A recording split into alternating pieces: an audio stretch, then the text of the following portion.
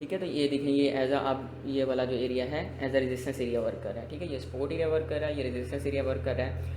तो रेजिस्टेंस पे आपको पता है आपकी शॉर्ट की ट्रेड्स होती हैं और सपोर्ट पे आपकी जो है लॉन्ग की ट्रेड्स होती हैं। तो आपने अब क्या करना है, अब आपने का काम ये है, आपने डिफरेंट पॉइंट्स खोलने हैं, उनके सपोर्ट और रेजिस्टेंस एरिया लगाने हैं। ठीक है, सपोर्ट और रेजिस्टेंस एरिया लगाने के बाद आपने जो है उसके उसके अंदर डेमो ट्रेड्स करनी है। ठीक है, डेमो ट्रेड्स किस तरह करनी है, लाइक जैसे कि मैंने आपको ये वाला लॉन्ग की पोजीशन वाला टूल बताया। आपने यहाँ पे बाय करना है। ठीक है, मतलब कि मार्केट सपोज करें यहाँ तक आ गई है, इस टाइम मार्केट यहाँ पे चल रही है, सपोज करें मार्केट यहाँ पे चल रही है।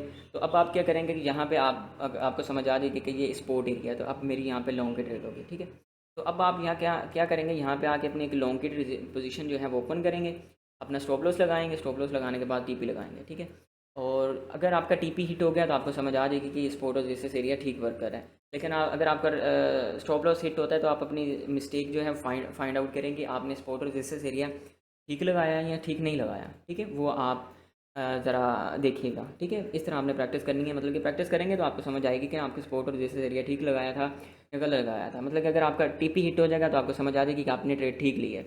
अगर आपने स्टॉप लॉस हिट होता है तो आप अपनी जो मिस्टेक है उसको फाइंड आउट करें, आपने कौन सी मिस्टेक की है। ठीक है, मतलब कि आपने स्टॉप लॉस ठीक लगाया हुआ था या स्टॉप लॉस छोटा लगाया हुआ था, या आपने स्पोर्ट एरिया गलत लगाया हुआ था या रेजिस्टेंस एरिया गलत लगाया हुआ था, अपनी मिस्टेक को फाइंड आउट करें। ठीक है, बाज़ दफ़ा मार्केट आपने स्पोर्ट एरिया भी ठीक लगाया होता है, आपकी एंट्री भी ठीक होती है, लेकिन आपका स्टॉप लॉस हिट हो जाता है।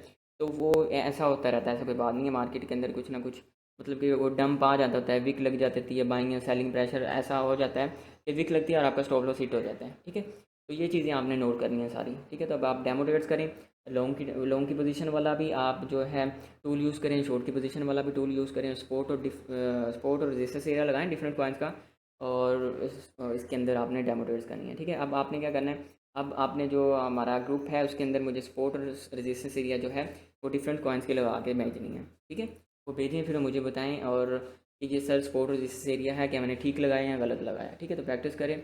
अभी जो है नेक्स्ट क्लास फिर मज़ीद हम नेक्स्ट क्लास के अंदर पढ़ेंगे।